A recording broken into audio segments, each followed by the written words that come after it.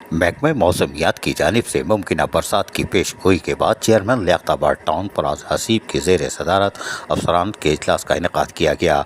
इजलास में coordinator Sagheer Ahmed Ansari, director sanitation Nasir Khan, director B&R Shafqat Alam, PS Nasir और दीगर अफसरान भी मौजूद थे।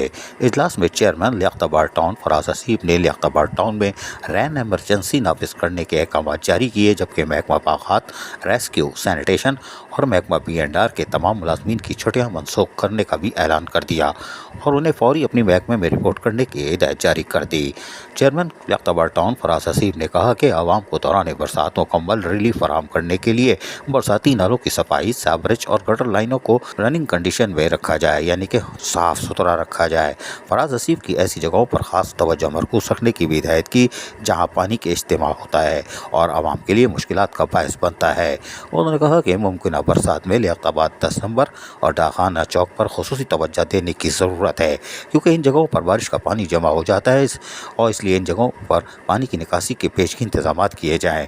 उन्होंने कहा कि 24 घंटे अमले को अलर्ट रखने के साथ साथ बरसाती नालों की चौकिंग पॉइंट्स को क्लियर करने और सफाई सुथराई के अमल को मज़ीद तेज़ करने के अहकाम भी दे दिए हैं, जबकि यूनियन काउंसिल की सतह पर सेवरेज और गटर लाइनों को भी रवा रखने के लिए कामों की हिदायतें जारी कर दी हैं। अजीज आरिफ, KBS बल्दियाती न्यूज़ कराची। ऐसी खूबसूरत वीडियोस फ्यूचर में हासिल करने के लिए रेड बटन पर क्लिक करके और बेल आइकॉन को प्रेस करके हम सबके सब्सक्राइबर बनना मत भूलिए।